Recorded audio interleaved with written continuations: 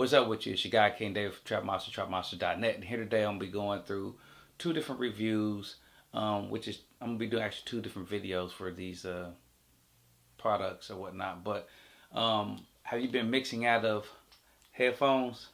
And if so, why you should pick up a pair of studio monitoring headphones? It's way better than mixing and recording in your earbuds and your Sony MDRs. Let's go.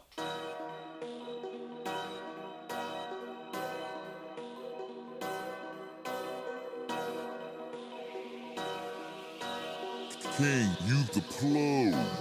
Alright, first pair of headphones, monitoring headphones, is the Yamaha HPH MT5s. And these things right here, man, I've been playing with them for quite some time, man. I got them like maybe close to maybe about 2-3 weeks ago, whatever. I got these headphones so artists, when I'm recording them, they can be able to hear the music, you know what I'm saying, as they're recording. This is solely for my artists, you know what I'm saying, people who I'm recording and stuff, to be able to hear the music and be able to record.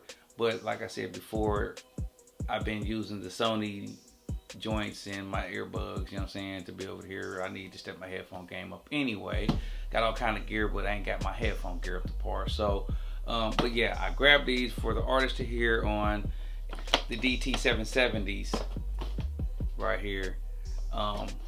And these right here, I got these for me myself, so I can be able to mix down my beats, mix down projects and stuff like that. And since I'll be working out of headphones a lot more, I needed something a lot more comfortable.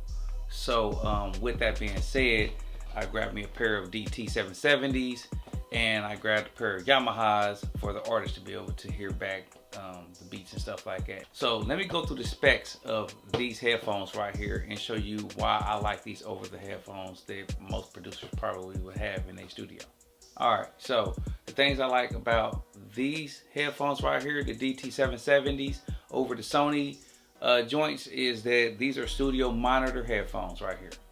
So these are literally like having them HS80s right there, 8s, in your ear. Not as loud and big like that, right? But they give you more comfort, for one. I know that's a big thing. People like to know, you know what I'm saying, so far as headphones and whatnot, definitely if you use them for quite a long time, how comfortable are they on your ears and fitting around your head. But the DT770s are very, very comfortable. And in fact, they actually have this nice fabric right here. It looks like velvet or something like that. I don't know. What is this, velvet? It's extremely comfortable and soft, and you can wear these for quite a long time. I've been using these every day since I've gotten them, and these things are very, very comfortable. But the thing I like about them the most is that they have power behind them. They charge by the 80 ohms system, and they're not your traditional headphones. As if you plug these into iPhones or your phone or iPad or something like that, you're not going to get the full power you would need plugging these in somewhere like that, or just a regular traditional USB interface you can plug it into. If it's not a powered interface, meaning that it has to be plugged into the wall for the source of power. You know, a lot of USB interfaces, they're just USB and they're powered by the computer to turn on. But you're not going to be able to you'll be able to play out of them, but you're not going to get the loudness and the power that you should be getting out of these. So you would have to have an interface that plugs into the wall, or there's another device you could purchase. I forgot the name of it, but you kind of like plug it into the wall, and then you plug it, another half of it, into the source that you want to get the music from, and you would plug these into it in order to get the actual amp loudness that you need from these. I think it's like a small mini amp or something like that. I'm not too savvy with that part of it, but these specifically, when I open these up, it comes with its own carrying bag, and which was pretty good. I had looked and did my research on these before I had got them, and I've seen maybe it was like a later model. I think it was the DT770 Pros. Those had maybe like the bungee cord jump joints to them. This right here has the straight cord to it, which that was kind of a bummer. I actually want the bungee end of it because I'm sitting right next to the desk and I need to make sure I ain't got cords hanging everywhere around me. I want to move around, hop around to the machine, to the mixer console, whatever. I need something that's going to be able to expand and things like that without having wiring everywhere. So I had to have it tied up in a certain way in order to be able to use it without it being too long for me. It also comes with a 1/4 inch jack too. Yeah, and all the specs for this headphone right here will be right here. There is like kind of like a leather soft piece right here that fits kind of nice and snug around your head. They a little flexible. Another thing I noticed is they do have like a small little click to let you know how far out you want to have the headphone piece out right here, which is kind of good because there's a lot of headphones don't have that little thing. You can monitor your clicks and how much space of headphones you need to fit around your ear and be adjusted. So I like these, super dope. Grab them. I thought I'm gonna sell at the time for like 170 something. I think originally they go for about 200 or so, but I will leave a link in the description on where to get these at or whatnot.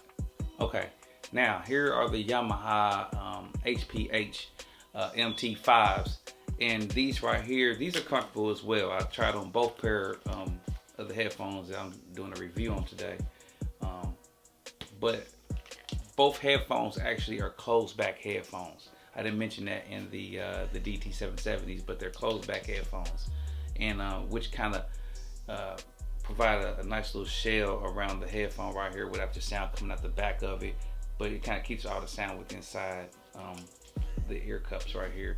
So pretty dope build headphones. Both pair actually. I actually like both of them for what I'm using them for.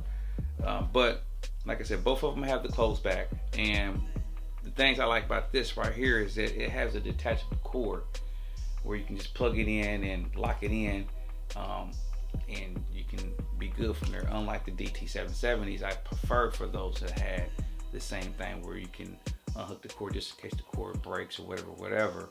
I can just get another cord and then plug it in.